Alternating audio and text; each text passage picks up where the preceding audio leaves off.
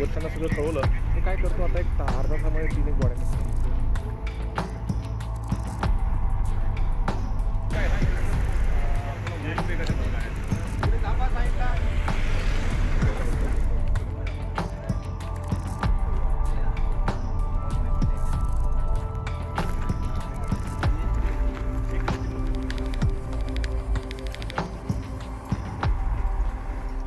वरच्यांना सगळं कळवलं. ते काय करतो आता एक अर्धा तासामध्ये 3 गोळ्या. रात्री 18 तारखेला पहाटे मंगळवारी 1च्या दरम्यान ते निघाले होते कोकणात. तर इकडे जाताना त्यांचा पुण्यावरून कोकणात निघाले होते. तर अंदाजे त्यांचा येतानाच इकडे ॲक्सिडेंट झाला. 6 जण निघाले होते.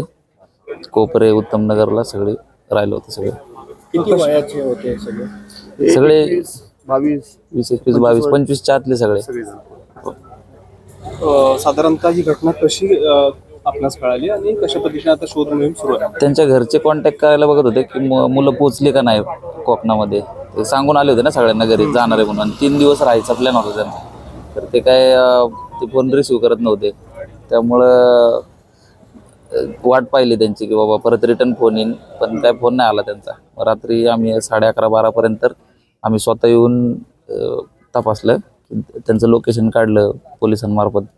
त्या लोकेशनवर नव्हते. मग काल रात्री ड्रोनने चेक केलं तर ते गाडीचं इथं गाठात दिसलं, गाडीचा टप. त्यामुळे अंदाज लावून रेस्क्यूवाल्यांनी सकाळी तपास लावला. आमची मित्राचे 6 जण उत्तम नगरमध्ये राहिला आहे. त्यांचं वय 25 वय आहे. आणि आत्ताच ही 20-1 दिवस झाले ते गाडी घेऊन थार. तर ही पुण्यावरून निघली होती फिरण्यासाठी. मग कोकणामध्ये फिरायला आली होती सगळीजण.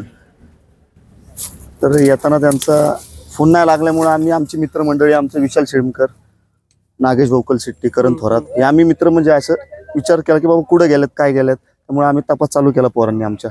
हे आमचे वेल्हेगावचे सरपंच होते. पण यांनी इकडं तपास चौकीला गेले, तपास चालू केला. बाबा काय आहे काय नाही. मग ह्यांनी सगळं मॅप वगैरे आणला, बाबा कुठे काय. मग इथून ह्यांना आधी लोकेशन गावलं की फिरायला गेलेले आहेत पुढं. तर हे तिकडं पण शोधून आले. त्याच्यानंतर त्यांना काय गावलं नाही. 2 दिवस इथंच राहून पोरं सगळे आमची शोधत होते. तर मग चौकीवाल्यांकडनं रेस्क्यू टीमनी मदत केली आम्हाला की बाबा इथं शोधू आपण. तर इथं शोधल्यानंतर खाली गेल्यानंतर त्यांना गाडीचं पुढची हेडलाईट गावली. त्याच्यानंतर मग ड्रोननी हे सगळं चालू केलं. मग आमच्या पोरांनी चालू केलं की बाबा इथं बघू. मग रेस्क्यू टीमने आम्हाला मदत केली आणि इकडं चालू केलं बघण्यासाठी. घटना ज्या वेळेला तुम्हाला समजली त्यामुळं त्यानंतर मित्र म्हणून कशा पद्धतीने तुम्ही या ठिकाणी शोध घेण्यासाठी किंवा कोणत्या यंत्रणांना पहिल्यांदा भेटलो? आम्ही पोलीस चौकीत गेलो. आधी चौकीनंतर आम्हाला सहकार्य केलं रेस्क्यू टीमने. चांगलं सहकार्य केलं की बाबा इथं बघू आपण, हे करू. तर ह्याच्यानंतर आम्ही चालू केलं सगळं. आणि आम्ही मित्रमंडळी म्हणजे असं भावासारखेच आहे आम्ही सगळेजण. की आम्ही सगळेजण आम्ही संघ राहतो. म्हणजे खाणं वगैरे संघ, उठणं बसणं आम्ही संघच करतो. त्यामुळे आम्हाला एक भीती वाटली की बाबा आमचे मित्र कुठे आहेत काय. तर घरच्यांपेक्षा आम्ही म्हणलं जाऊ.